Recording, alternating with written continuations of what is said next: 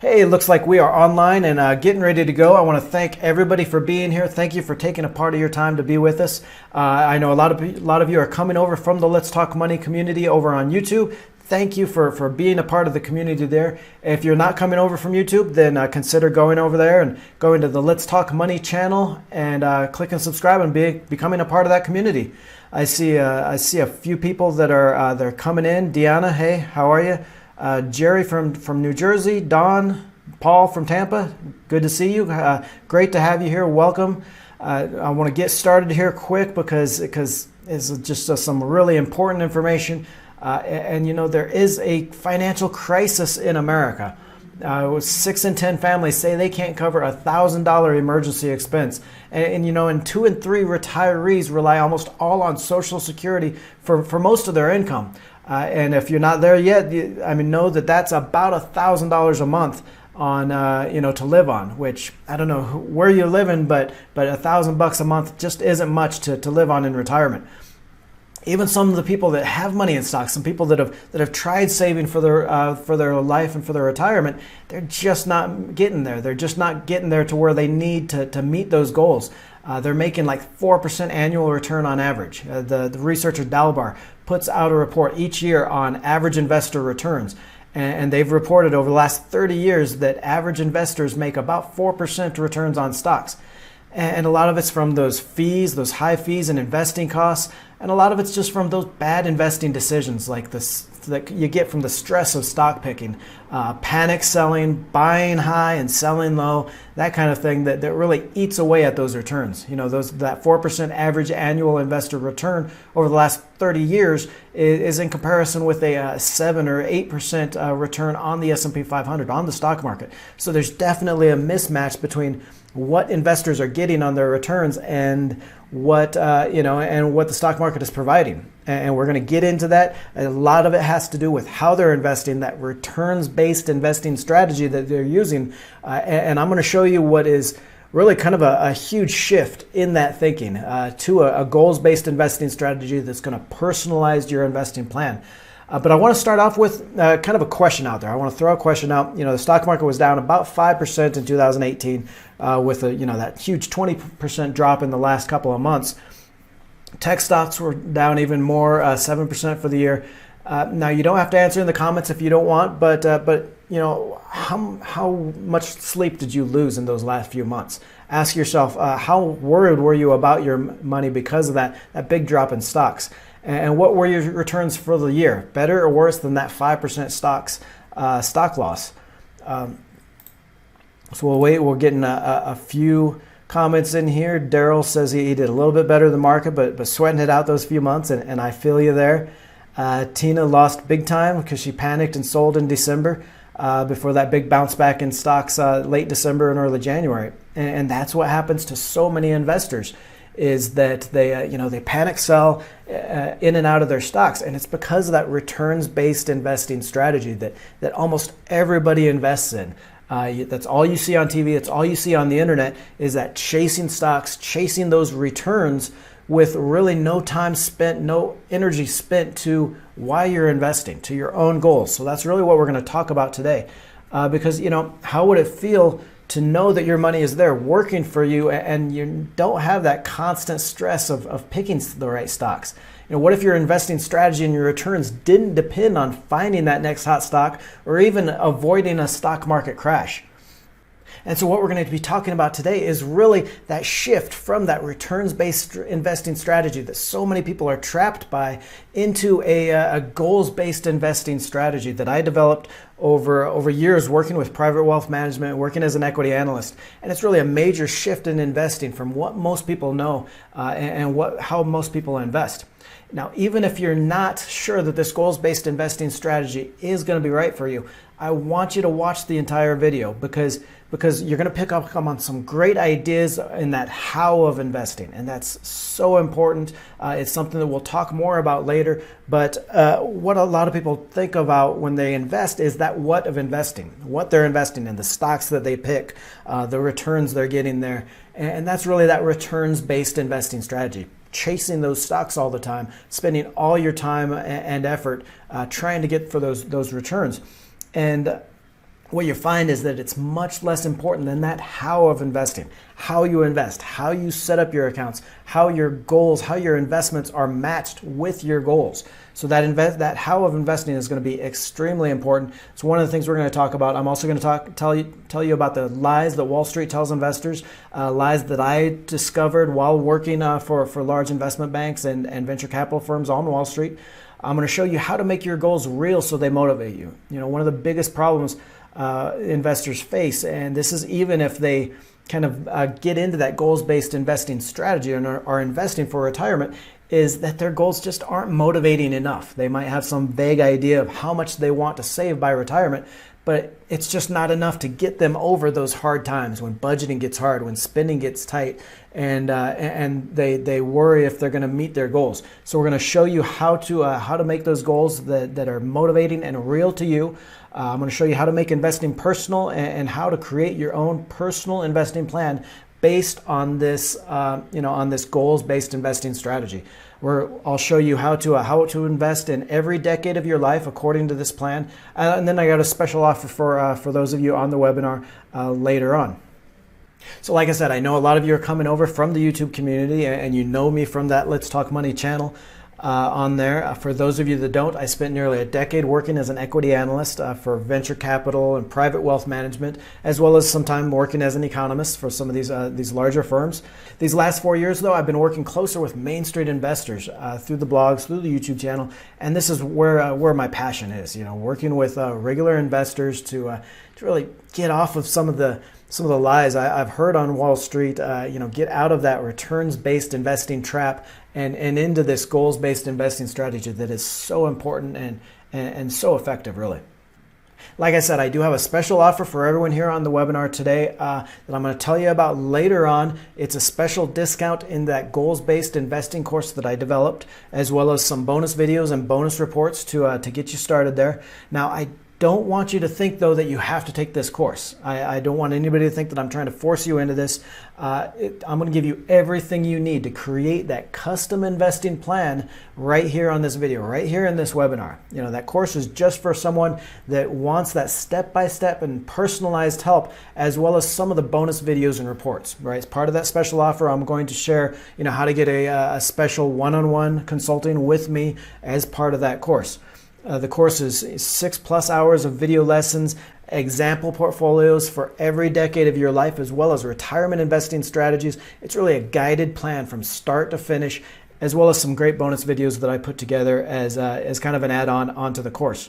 Now, what I want to talk about also, though, is what we aren't going to talk about and what this course is not going to do, because I don't want anybody to think they're being misled. We will not be talking about stock picking in this webinar. We won't be talking about timing the market, because the truth is that how of investing that we're going to talk about, how to set up your goals, how to set up your investments to match those goals, and the portfolio examples that we'll be going through is so much more important than those stocks that you pick.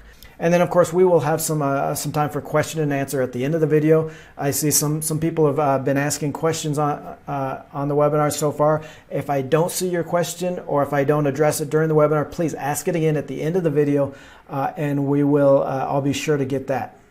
But I want to get started because this is going to be a lot of information on using that goals-based investing strategy to really customize your plan. I am going to send out an email after the webinar with a link in it to the replay of the webinar. That way you can come back, you can watch it a little bit more for parts maybe you didn't pick up, or you can just watch it over and really get all the information you need to make this a reality for you. But I want to start with a question. Have you ever noticed that maybe your financial life doesn't seem to change even when the stock market is booming? We've had more than 10 years of a stock market bull market where stocks have just gone up double digits almost every year.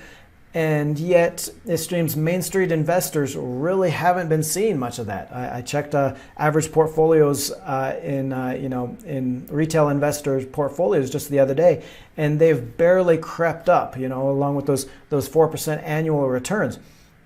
And a lot of it is because Main Street investors are chasing stocks and that returns-based strategy. They're going after the hot stock picks. They're panicking when maybe those picks don't work out quite so well, and they're selling out at the worst possible time and getting those 4% annual returns. So another question here. Again, you don't have to feel like you need to answer on the screen, but I want you to think about it. How has your wealth changed over the decade from 2009, so the very bottom of the recession, to 2018? So almost 10 years, stock market has surged fourfold. That's 4 times on stock prices. Did you notice your financial life getting any better? So we'll see if anybody wants to come in on that. So Sharon just started a few years ago, so a lot of time picking stocks, and a few losers have really hit her returns, and that's unfortunately what a lot of people see. Even the people that they're chasing these stocks, even the stocks that work out really well, just a few losers can wipe out all your returns on them. Deanna doesn't even want to talk about it. Yeah. Daryl's done okay, but not sure it's worth all the time. And that's a lot of it is that time and that stress that you spend picking stocks in that returns-based investing strategy. You can spend hours watching CNBC, looking at the articles on the internet, trying to pick stocks, and for what? For that 4% annual return. So what we're going to talk about is a better solution, because I want you to know, it's not your fault. It's a product of Wall Street and the lies that we'll talk about next. And the fact that the financial media wants you making these mistakes, while wealthy people hire out advisors like me and people like me to manage their goals. In fact, a lot of what we'll talk about today, I developed over my years working in private wealth management. The secrets to that goals-based investing strategy that ultimately makes the rich richer because they don't fall victim to that returns-based investing strategy. So what I want to talk about first is these 3 Wall Street lies that a lot of investors don't see, but you start picking up on when you work in the industry. Nobody knows quite when this started. A lot of people think maybe in the 90s, when everyone realized they could get rich quick on internet stocks, and investing really became what I call an entertainment industry. It used to be about making people's money, about goals-based investing, but then you got those TV stations like CNBC and a lot of the websites that followed realized that they could make a heck of a lot of money by selling people into these lies that you need to have that returns-based investing strategy, and they could sell billions in ad dollars. And that really feeds into that first lie here, is that investing is about stock picking and huge returns. And really, this is the main theme of that returns-based investing strategy, right? That you need to be in that next hot stock, that you need to follow stocks and pick the right ones. And really, the only people that it makes rich are the people on Wall Street, the brokers that make money every time you buy and sell a stock, as well as the TV stations and the articles, the websites that sell billions in advertising because they know you're coming back every single day to find those next hot stocks. Wall Street lie number 2 here is that you need to worry about a stock market crash. And this one is really useful for the industry because it knows, fear is a very powerful motivator. It knows that if it can make you scared of this next stock market crash, you'll be coming back for analysis and ideas every single day. And worrying about that crash is just going to make you trade in and out of stocks even more frequently than you would otherwise. And that's going to be those commissions and those ad dollars again. This last one here is that you can't manage your own investments. And this is really one for the advisor industry out there. A lot of people don't realize how much an advisor costs. A typical advisor is going to charge you 1% a year on your money. And that doesn't sound like much until you add it up. Here's an example of how those advisor fees would cost. If you started with a $10,000 portfolio and invest just $200 a month, that's going to explode into over $100,000 over 30 years that you're going to be missing out on. That's not just the fees that you pay, that 1% on your portfolio every year, but the money that you're not making on that. So I know about these Wall Street lies because I was once part of that Wall Street machine. I worked as an equity analyst, and I worked for those venture capital funds, perpetrating this lie on Main Street investors for the sole purpose of getting them to come back to trade in and out of stocks for those brokerage fees and for those ad dollars.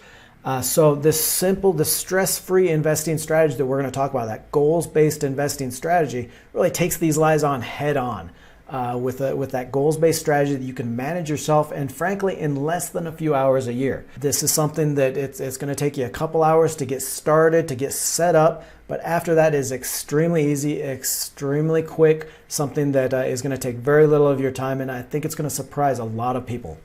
So, of course, a goals-based investing strategy has to start with your goals. This is where a lot of investors fail because of those vague goals.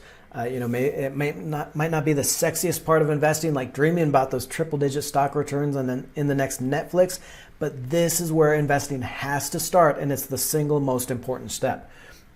So within this, I like to talk about making your goals real. And this is more important than most people think. Most people, they'll start off and they'll look at, how much they want for retirement or how much they think they need for retirement, or they'll just basically just put a dollar figure on it. A lot of people talk about having $1 million for retirement.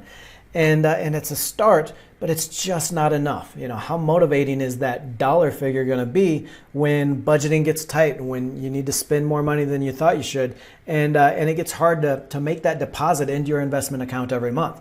It's not, and that's why a lot of people, they fall out of their investing plan. Maybe they even withdraw some money from their investments and they never meet their goals because their goals are vague. So you need to make your goals real, and you do this by creating a mental picture. And I'm going to tell you exactly how to do that.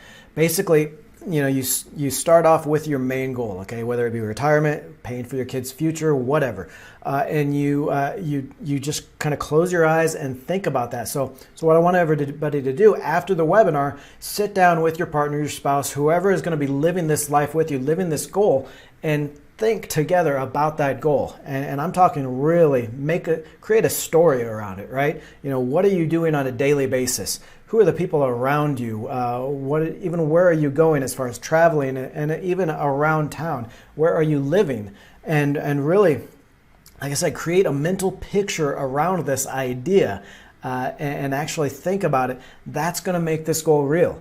And not only is it going to motivate you whenever spending gets tough and your budget gets tight, then you can take this mental picture out, and you can look at it.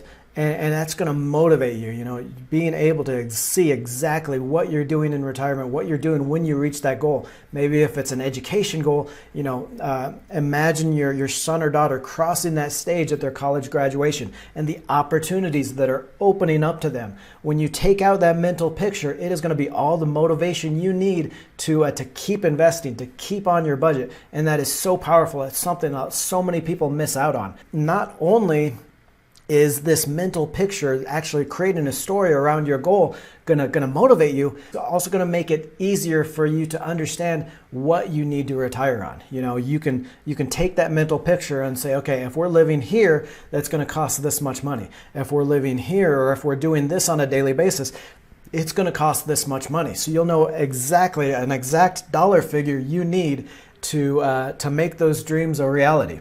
I want to throw this out again to everybody in the audience, everybody on the webinar. So I know a lot of you probably have an idea around your goal, but have you ever sat down and really thought about them in this way? Do you have that mental picture?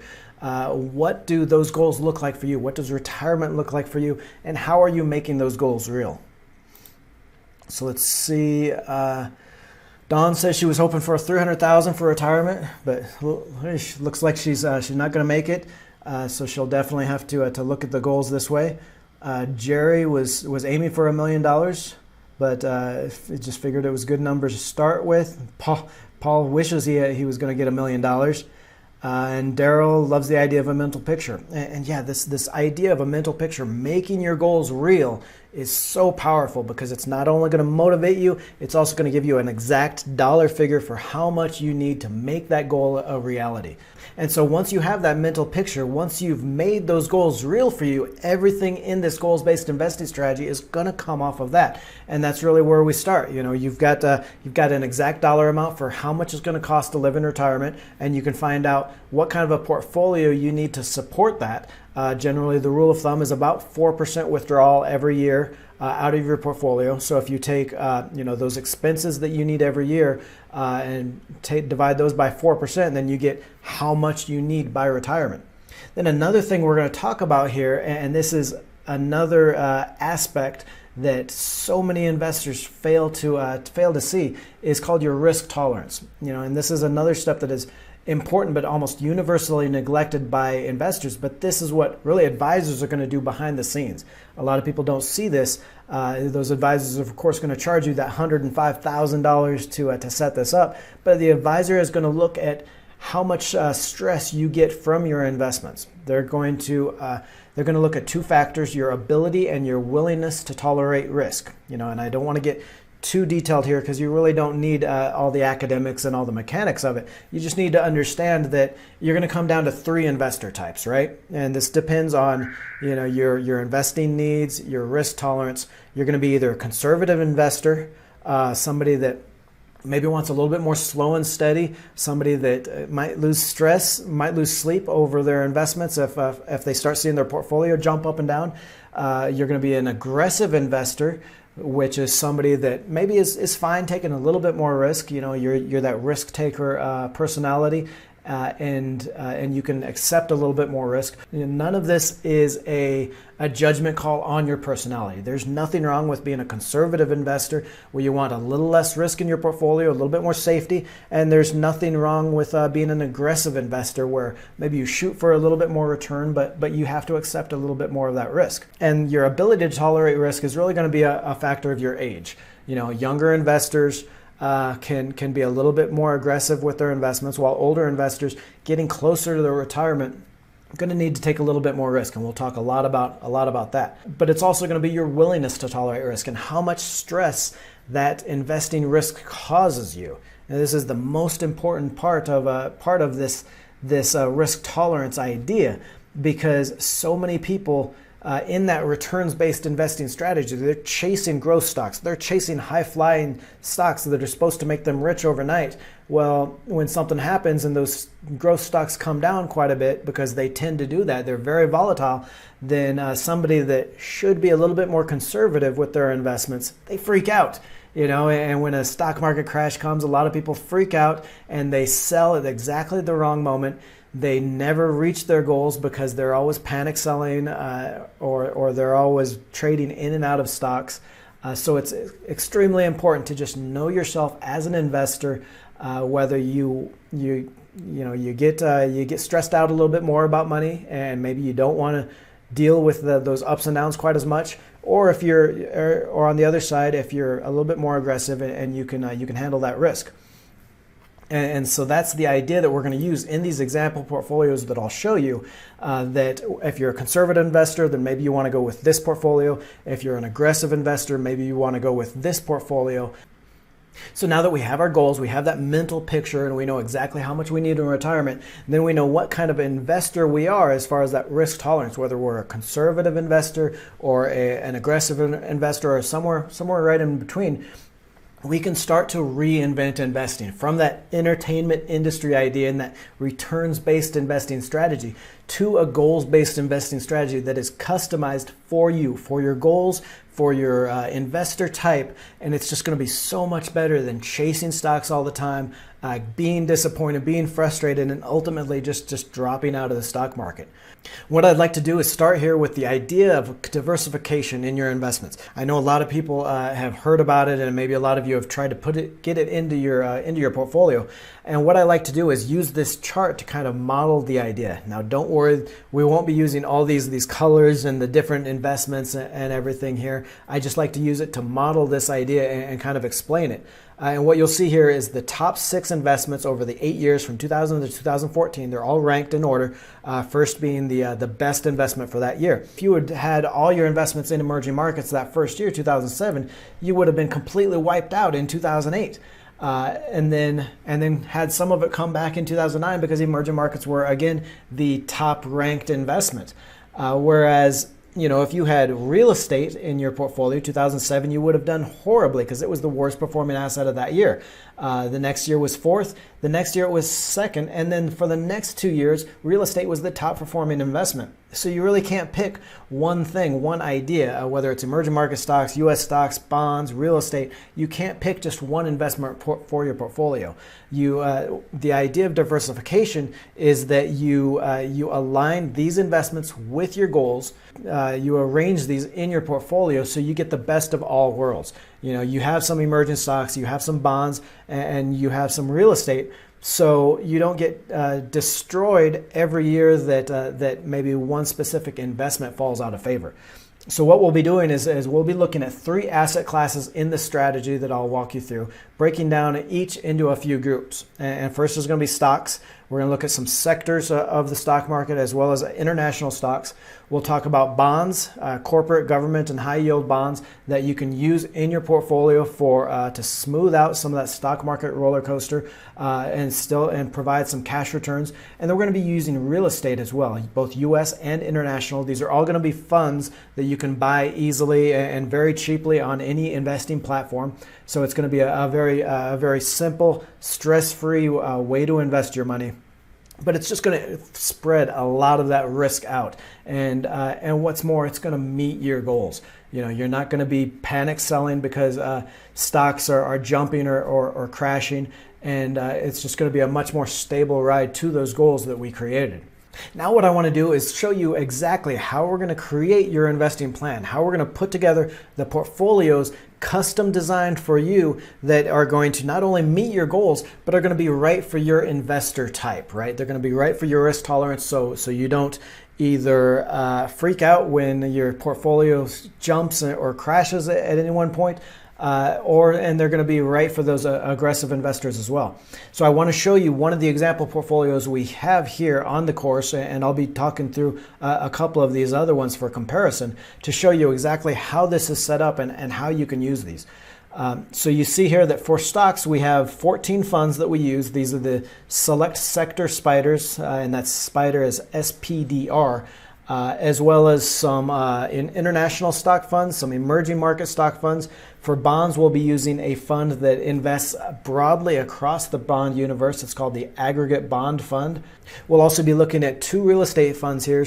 The Vanguard REIT, which gives you exposure to U.S. investment, commercial real estate investment, as well as the SPDR Dow Jones Global Real Estate Fund, which gives you that exposure to global real estate, commercial real estate all across the world. And this is really important, this use of bond funds and real estate, because it's going to smooth out those stocks. And I'm going to show you how to put together these portfolios depending on your investor type to really get what you need, get those returns, but in a way that suits you as an investor. And I want to talk real quickly about these SPDR funds that we'll be using, these stock market funds, and describe each ones because these sector SPDRs are extremely important to really fine-tune your portfolio, whether you're an aggressive investor or a conservative investor, in a way that fits you. Now, looking at all these funds, you might be thinking, okay, why can't I just invest in one stock market fund, one fund that buys the entire stock market? And that's a question I get a lot from investors. Why not just buy that S&P 500 fund, which is the 500 largest companies based here in America that cover the entire stock market? And what I want to talk about is really important, and what a lot of people don't understand about this fund, and what could really cause you a lot of problems depending on your investor type. So I want to look in this SPY, that's the S&P 500 stock market fund. It basically just owns all the stocks in the S&P 500. And what you see when you look at what's actually in this fund, and this is just by virtue of how the index, how the S&P 500 is created and the sectors in it, you'll see that information technology, so tech stocks, is 20% of that fund. A fifth of your money is going to be in very volatile tech stocks. And then you'll see some of these other sectors like financials, communication services, which is a lot of those internet stocks as well. Consumer discretionary, which is stuff that people don't necessarily need to buy, but they buy anyway. These are, upwards of 50% of your money is in these extremely volatile sectors, these sectors that move very closely with the economy. So they might do well when the economy is growing rapidly, but they're also going to be the hardest ones to get hit in a stock market crash. And a lot of people don't understand that about the stock market and investing in one stock market fund. On the other side, you see some of these other sectors, the utility sector, which is a great sector for conservative investors that want that solid dividends and solid cash flow. These utility companies that the power, gas, and water that we all need, whether the economy is roaring along or not. That's only 3% of this fund. So materials, energy, very small parts of this fund, and people don't realize what they're getting into when they're investing in these funds. So what I want to do with these portfolios that we're going to create around your investing plan, is invest in these sectors, in these actual sectors of the economy individually, so we can refine how much you have in each. We can better fit your investor type and get just a smoother allocation to each. Now we can talk real quickly through these sectors. They're just sectors of the economy. So for example, this utility sector Select Sector Spider Fund, the XLU, that's going to invest in all the utility companies within the S&P 500, within the market.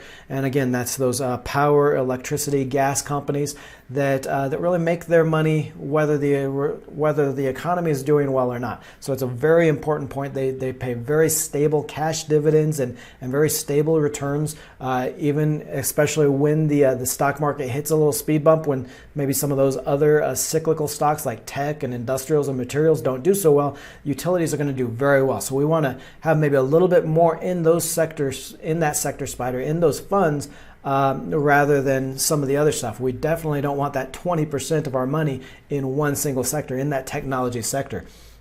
Next, here's the Consumer Staples Select Sector Spider, that's XLP, and that is really all the things that you buy on a regular basis that you have to have. Food, we're talking, all those things that you have to buy from Walmart or wherever you buy your groceries at. So again, just like the utilities, a very stable sector, great cash returns on this, great dividends, and much more stable than some of those others.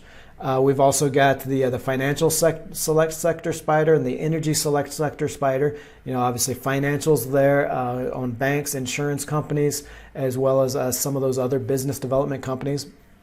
Energy Select is going to be your, not only your oil and gas drilling, but your transportation companies and your retail, your gas stations as well. Then you get into some of these like the industrials, which is all those machinery and manufacturing companies. The Healthcare Select Sector Spider, or the ticker XLV, is another very important one with some great upside potential over the next couple of decades. Materials is that part of the economy that sells those building materials, concrete, a lot of infrastructure stuff, iron and steel, things that go into our economy. And then finally, the Technology Select Sector Spider, which is going to be all those tech stocks. So all of this is just a reason to fine tune these rather than buying one stock market fund. And so what we'll look at here in using these, I want to show you the difference between maybe a conservative investor and an aggressive investor, because this is going to be very important for how you invest to meet your goals in a way that doesn't stress you out when maybe the stocks go up and down quite a bit. So for a 20s conservative investor, you'll see they still have quite a bit of their money in stocks, 65% of their money, so 2/3 of their money in stocks. Because you've got 30 or 40 years at least until you're looking to retire. So you need those higher returns from stocks to really reach those goals that you set out to do. But because you are a conservative investor, maybe you don't want those stocks to fluctuate quite as much. So what we're going to do is invest maybe a little bit more in these safer sectors, the select sector, the utility sector, the consumer staples sector, even in the financials and energy a little bit here. And then in those more volatile sectors, the ones that rise and fall quickly with the economy, you're going to have a little bit less. So you're going to spread this 65%, that 2/3 of your money that you have to invest, you're going to spread that out across those select sector spiders, or any sector spider, or any sector ETF or fund that you want to use. We've also got the two investments here in the developed market stocks. So that's going to be stocks in Europe, developed markets like Japan and whatnot in Asia, as well as the emerging market stocks, which tend to grow a little bit faster, but are a little bit more volatile as well.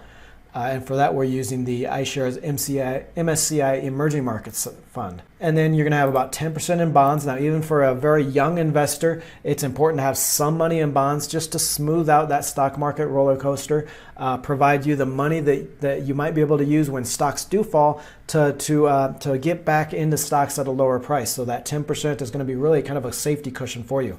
And then I like to put about 20% here in real estate funds. You've got the Vanguard REIT, the VNQ, which is a very good real estate fund that holds that commercial property in the United States, as well as the SPDR Dow Jones global real estate fund, the RWO, that invests in commercial real estate throughout the rest of the world. Now, if we look at the aggressive investor in your 20s, we're going to see that they have 75% in stocks, so 10% more in stocks. So a little bit more risk here. You'll also see that we're going to invest a little bit more in some of these cyclical sectors, so these sectors that rise and fall with the economy. And so, combining that 10% extra in stocks plus a little bit more in these hotter sectors is going to give us that aggressive, higher return that we want as an aggressive investor. Now, again, it can be really tempting as a conservative investor to reach for these higher returns, to say, you know what, I'm young, I can, I've got a lot of time left to invest. I'm going to go for this aggressive investor portfolio, even though I tend to get kind of stressed out about big fluctuations in my, in my investments, in my money. And that is the wrong path to go. Because yes, you are going to get stressed out. You're going to lose sleep when the stock market crashes and when some of these, higher risk funds take a nosedive, and you're going to panic sell. You're not going to be thinking about those higher returns. You're going to be thinking about saving, protecting your money. And that's what most investors do, and they fall into those 4% annualized returns. Now, we are going to spend some more time looking at these portfolio examples that I have, showing you how to maybe use some of these funds for your own portfolio, how to customize your own investing plan. But what I want to talk about now is, how to cut the investing fees, because a lot of you are looking at this, 14 funds that we're investing in, and if you're investing in those every month as you put money into your account, that's going to be a lot of money. Fidelity actually released some research that shows that the average investor trades 88 times a year, which is nearly $500 in fees. That's $500 you're out every year, plus all the money that you would make on that money in the future. It ends up being tens of thousands of dollars that you lose just because you're trading in and out, or you're just buying continuously in these stocks. So what we're going to do, instead of buying these every single month to keep these these percentages in our custom plan, we're going to buy maybe one every month, or we're going to wait 3 or 4 months to buy. I still want you to deposit your money every month into your stock market account, into your investing account, to get into that habit of saving. But you're going to wait every three months to actually invest that money. Now, you don't have to be worried. You're not going to be missing out on any huge stock market gains. The stock market is just as likely to go down in those 3 months as it is up. But what this is going to do is this is going to cut the amount of trades you make every year. So you're going to be investing in these funds, not every month, but maybe every 3 months or every 6 months, and that's going to cut your trading fees in half. Conversely, what you can also do is you can invest your money each month and invest in one of these, but invest in only one each month. That way you only invest in one of these funds, in each of these funds each year. So you have maybe 14 trades a year, which compared to that 88 times a year the average investor is investing their money, that cuts your trading fees down to about a fourth. So either way there. Within the course, I do have a bonus video for how to open up an investing account and how to actually make your investments online with a couple of investing platforms that I use. Very simple process to do, but this is just going to guide you through how to open an account and how to invest in these funds and in these stocks. So now that we have everything set up here, I've showed you, how we're going to be investing, how we're going to be creating that custom investing plan according to your goals, that very real mental picture that you have, as well as what kind of investor you are. Now we're going to get into this concept of age-based investing, and I'm going to show you actually some example portfolios for different decades of your life. And this is extremely important and something that most investors miss, this idea of how your investments change as you age. Because as we saw in those examples of the 20-year-old investor, you've got most of your money in stocks, and that's completely appropriate. You've got 30 or 40 or more years to invest, and you're going to be living through 4 or 5 or even more stock market crashes, stock market cycles. And that's okay. Your investments, your stock portfolio is going to fall each time the stocks fall. Maybe not quite as much if you're in that conservative portfolio and you've got more into those safety sectors, but your stocks are still going to come down a little bit. But you've got those 30 or 40 years to build that portfolio back up and to see those stocks come back and reach new highs. Well, what happens for a lot of people is, in that returns-based investing strategy that almost everyone is trapped into, they keep with that strategy for every decade of their life. So you've got the 20-year-old investor, now they're 30, then 40 and 50. And, they never shift out of that returns-based strategy. They never get away from picking stocks and reaching for those really high returns. And they have almost everything they own in stocks. And then what happens? They're 60 years old. They're looking forward to retirement. They've got a decent nest egg even. And then the stock market just crumbles and their portfolio gets wiped out. This isn't something to scare you. This is a very real example that happened to thousands, millions of people in 2008, millions of retirees that were looking forward to retiring, but were trapped into that returns-based investing strategy, chasing stocks, and they just had the rug completely ripped out from under them. So what we're talking about here in this age-based investing concept is gradually shifting your investments from those higher risk stocks into bonds and real estate as you age. And again, this isn't to say that you'll never have, you're going to shift completely out of stocks, or that as a younger investor, you're not going to have anything in bonds. You need a mix of each asset in every decade of your life. But the idea, or how much you have in each, that mix changes as you age. So as we saw in the 20s example, most is in stocks. Most are getting you that higher return, that 9 or 10% that stocks get on an annual basis, whereas very little is in bonds. 10%, you got 15% maybe in real estate, getting you that cash flow and a little bit more safety. As we go older and older, as we progress, until maybe someone just ahead of retirement, and we'll actually look at an example portfolio, is going to have maybe half of their money in bonds and real estate, and a little less than half in stocks. And that's just going to shield them from that what if scenario. That idea that if stocks crash in the next few years, they're not going to be completely wiped out and not going to be able to retire. So this is all about making sure that your money is there when you need it.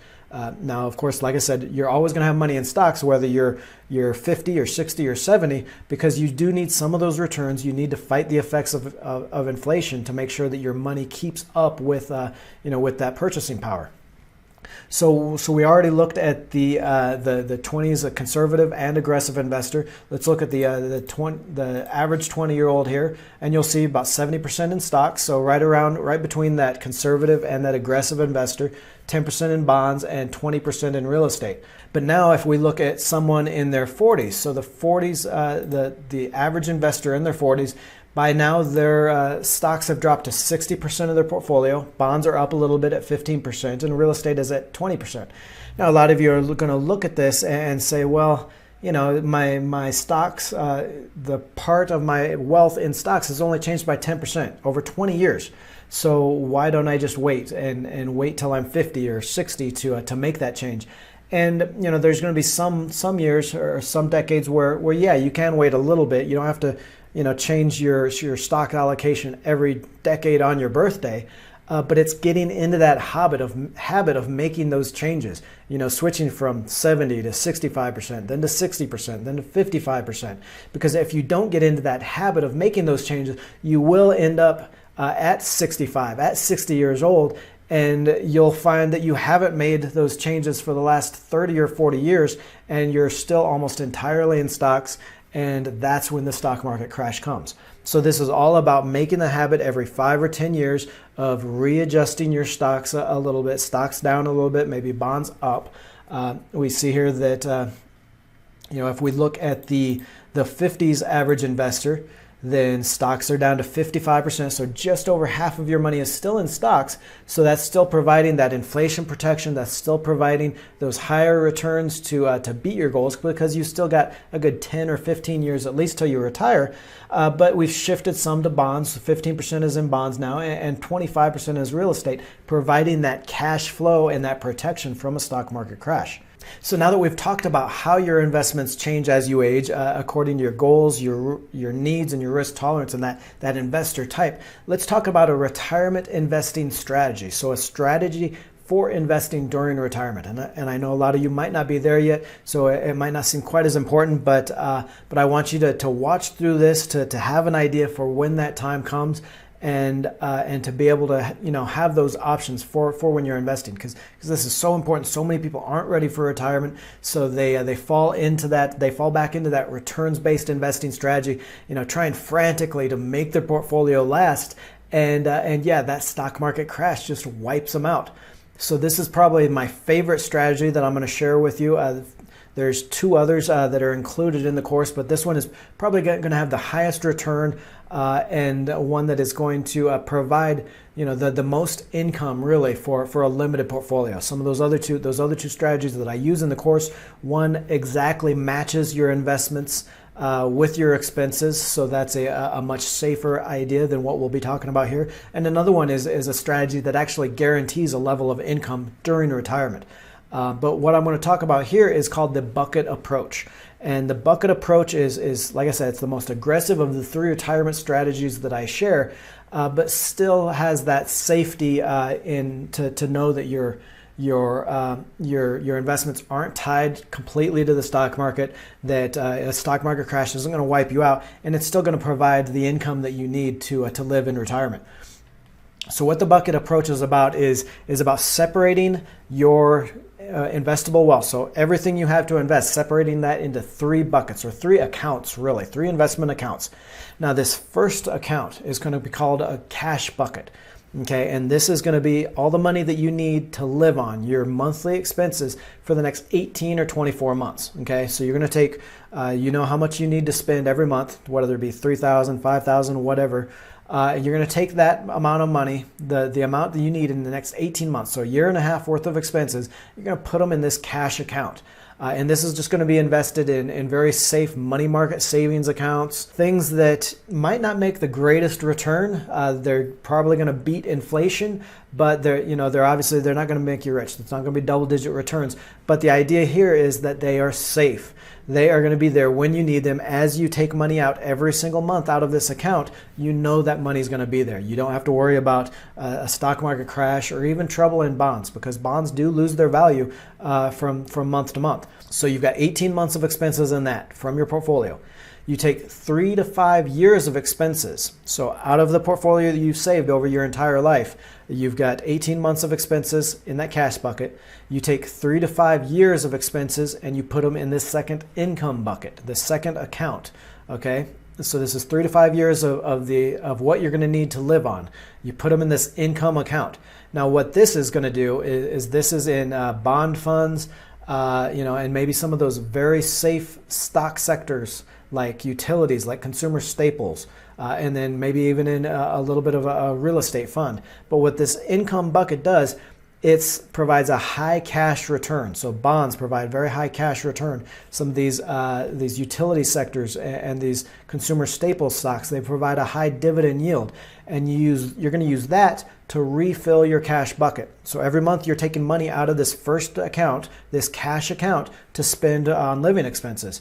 Well, every year, you're going to go to this income bucket, this second account. You're going to take out another 12 months of expenses and you're going to put it in this cash bucket. Now, what that does, that makes sure that that money is safe, because you've switched it from this income account, which, even though those are bond funds, they're safe stock sectors like utilities and consumer staples, they're still more risky than you want. You still do not want your monthly expenses in these types of investments. So every year you're going to take 12 months worth of expenses, take it out of your income account, and put it into that cash bucket account in these very safe investments. Now, with everything else you have to invest, all the other money that's not in this 18-month cash bucket, in this 3 to 5 years of income bucket, everything else you're going to put into what's called a growth bucket or a growth account. And this is going to be some of those other stock sectors like financials, energy, consumer discretionary, tech stocks. It's going to be investments that, not necessarily penny stocks. You're still not going to want to invest this in Bitcoin or anything, but you want it in stocks that are going to provide for a good return to grow your money. Now, what's going to happen here is that in years when the stock market is rising and your investments are doing well in this growth bucket, in this last growth bucket, then you're going to take money out of that to refill your income bucket. Because remember, every year you're taking money out of your second bucket, that income bucket, and you're refilling that first cash expenses bucket. So eventually you're going to need to refill that income bucket, or it's going to completely wind down. It's going to be completely empty. So years when the stock market is rising, you take money out of that growth bucket to refill that income bucket, that second bucket, so where it still has 3 to 5 years of expenses in those safer bonds, utility sectors, consumer staple stocks, things like that, a little bit safer investments. Now, what happens here is, if a stock market crash does hit and really hits that growth bucket, you don't want to be selling those stocks. You don't want to be selling those investments after a stock market crash, because you're going to be selling at the low point. So what you're going to do when stocks do fall apart, then you're going to wait. You've got 3 to 5 years of expenses in that second bucket, in that income bucket, that you can use to refill your cash expenses bucket. So you've got potentially 3 to 5 years before you need to dip back into that growth bucket, into those stocks. And that's going to be plenty of time to watch the stock market rebound, to watch that growth bucket rebound and really move higher on higher prices. So this is a great strategy. Like I said, this is one of the 3 retirement strategies I share in the course. Probably my favorite, because it is the highest return strategy, because potentially you have so much in that growth bucket earning a solid return, but you still have the safety in those other 2 buckets to know that you've got potentially 5 or 6 years in these other 2 buckets that are in safe investments that you can spend down in retirement and not have to worry about the stock market. Now I want to get to your questions. I know a lot of people have had questions during the webinar. If I didn't see them, please ask them again so we can see them here. And everyone, feel free to reach out by email. I'm always available to talk to anyone in the community and answer your questions, because this goals-based strategy is so important. So many people are trapped in that returns-based strategy that is entirely focused on returns, on getting those returns and finding that next hot stock. And what most people don't understand is that's not why you're investing. You're investing for your goals, for what you need in retirement, for those education costs. So why not align your investing strategy with those goals, instead of just chasing your tail, trying to find that next hot stock and ultimately not hitting your goals because you were always so stressed out and making those bad investment decisions. I do want to tell you that once that special offer, once again, for the course, again, I don't want you to think that you're being forced into buying the course for any of this information. I want you to be able to use this goals-based strategy and make it work for you. But the course is there just for people that want a step-by-step and a guided approach. Again, it's 12 video lessons, and a lot of the stuff we covered today, you're going to have extra budget and income planning tools there. So you're going to be able to use that goals-based mental picture. You're going to be able to put in your living expenses, and it's going to tell you exactly how much you need in retirement to live off, or any of those other goals. It's going to have 14 example portfolios plus 3 retirement investing strategies to show you exactly how to invest at each decade of your life, and for each different investor type. For each decade of your life, it has 3 example portfolios, which means there's a portfolio for conservative investors, one for aggressive investors, and one for people that are somewhere in between there. You'll have lifetime access to this course, as well as Q&A with me. So you can use this over decades of your life to make sure that you stay on track to reach those goals. It's really just a guided plan from start to finish for this goals-based investing strategy. Beyond that, I've also got 2 bonus videos in there: how to open an account online and how to invest. Very simple, straightforward, step-by-step in doing that. As well as one of my favorite videos actually is how to get the free money, how to make the most out of your 401k, your IRA, and some of these other tax-advantaged plans like the health savings account, which is frankly some of the best investing you can do. Some of these tax-advantaged plans will blow the doors off any returns you could make stock picking or any other investing strategy. As well as 2 bonus reports, some money questions that every couple needs to ask, and special pricing for everyone here on the webinar today. And that's really what I wanted to offer everyone. So for everyone here today, then I want to offer a 45% discount to the course. And now that sign up is going to be open for 3 days. After that, I'm going to close the sign up on the course so I can work with new students. So that's going to be a 45% off for 3 days. with the link that I'm going to send you in the email. And I'll put the link here in the webinar, so you can click through that, get your discount pricing, or look for that link in the emails that I send you to get that special offer. Another special offer that I'm having just for today, just for the people on the webinar, and only open today while the course sign up is open, one-on-one calls limited to the first 5 people. Now, why do I do this? Because I can't handle more than 5 people, but I want to offer that extra special promotion. So a one-on-one, 1-hour call to help get you set up into this course, get you started, answer any questions you have, and that is available for anyone that signs up today, those first 5 students that sign up to the course. And I will leave a link in the description here, so you can click through and see what that's all about. I also have through the link you'll be able to see a free video preview within the course that you'll kind of be able to see how the course is set up and how it's laid out. So now I want to get to some of those questions that you had, and I see some questions rolling in. Don wants to know, why do we need to pay for the course if you just showed us everything we need? And that's exactly right. You don't need to pay for the course. I don't want you to think that you're forced into this. This is just something that I do the course is just something that I do to give people a step-by-step and guided path through this investing strategy. Frankly, especially with the one-on-one call consulting hour, then it's an extremely low price point. I've priced it so anyone can afford it, and it's a fraction of what you would pay with a financial advisor. But really, I've given you everything you need here for this goals-based investing strategy. And I want you to ask any questions you have, because I want you to be able to use this with no commitments and no obligations. But if you do want that, some of those free offers, those free videos and those bonus reports, as well as lifetime access and questions with me, I want you to have access to that course. Jerry wants to know, how do I use this on an investing site? What investing sites do you recommend or use? Okay, so so the course actually I use on the course is a site called Ally Invest, which is a full service financial website, part of the Ally Bank, and they have banking, checking, car and home loans. They have everything you need in a financial website.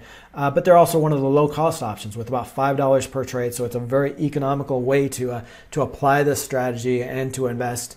You can actually use this goals-based investing strategy on any investing site that allows you to buy exchange-traded funds, which are just funds like the old mutual funds, except funds that invest just like stocks. So just about any investing site. I've actually also started using M1 Finance, which is a no-cost investing site, completely free to use. You don't get quite the functions and the features that you do on maybe an Ally Invest or an E-Trade, which I also have an account on, but it's no cost. So you can pick the investments in your portfolio here, and then they will invest according to the percentages you set. So those example portfolios, they'll invest any money every month in those that exact percentage in those exact funds. So a great way for a no-cost investing, and I can leave a link here. I'll also be sending out a resources page with some of these links that you can use. Tina wants to know, what if this strategy doesn't work? The whole idea of this strategy is that it is customized for you. It is a goals-based strategy according to your goals and according to you as an investor. So I can say without a doubt that this is going to invest for everyone that tries to use it, because it's not about picking stocks and it's not about how you use it. It's about you. So it is custom made for your goals, custom made for your risk tolerance, so it will work for you. Now, of course, for anybody that becomes a student, that becomes a member of the course, there is a 30-day money-back guaranteed. In that, if you feel like it's not working for you, or if it's not something that's a right fit, then it's a money-back guarantee, no questions asked. I don't want anybody to feel like they're forced into paying for something that isn't working for them or isn't of value, of course. Bill, it's kind of a lot. What's the most important thing to get started? It is a lot, and that's why I'm sending out that email with the link to the webinar replay, so you can play it back, get a little bit more if you need to. But this is planning for 30 or 40 years of your life in retirement. So don't expect it to be bullet points and very easy and very quick. This is something that it's going to take a few hours to understand and set up. But once you do set up these investing plans that are custom for your goals and for your investor type, then it's something that takes very little exercise, very little effort from year to year. As you saw here, the course is set up by decades. So how you invest in your 20s, how you invest in your 30s and your 40s. Between those times, you're just depositing your money and investing normally. You don't have to change anything in your investment account. Every 10 years, you come back and you look, maybe every 5 years, every 10 years, you look at how your investments are doing, how much you have in these different assets like stocks, and how it matches your your perfect portfolio. And maybe you adjust it a little bit. That's going to take all of about an hour every 5 or 10 years. It is a very simple, very stress-free, very hands-off way to invest. So it is a lot at first. It is a lot to set up, but it's something that once you have it started, once you have it set, it's almost manages itself, and it's a great way to meet your goals. As far as what's the most important thing to get started, I would say it's probably starting right. Starting with those things that most investors don't start with, which is your goals and your investor type, your risk tolerance. Creating that mental picture and making those goals real, so that you are motivated to keep investing even when budgeting gets tight and spending gets tough. So understand those goals. Understand yourself as an investor, so you're not investing in very expensive or very risky stocks that are going to let you down and disappoint you when they fall. Understanding your investor type, and then setting up those portfolios. That is the how of investing, and that is so much more important than the actual stocks that you buy. I want to thank everybody again. If I didn't see your question, or if you have a question after the webinar, feel free to reach out by email. Again, I'm going to be sending out that email with the replay link of the webinar. Feel free to send it back with the question that you have. I'm always available, as well as to the people in the community at Let's Talk Money on YouTube. Go over there, subscribe to the channel. I'd love to have you as part of the community, and that I'm always available. Look for that special offer and those links for the course if you want a detailed and step-by-step guide into that goals-based investing strategy. Check out the course, how it's set up. I guarantee you will not be disappointed. And if you are, you've got that 30-day money-back guarantee. So I promise you, it's going to work for you, and it's going to meet your goals, because that's what it's based on. Thank you again for taking a part of your day to be here. I'm always available for questions, and thank you.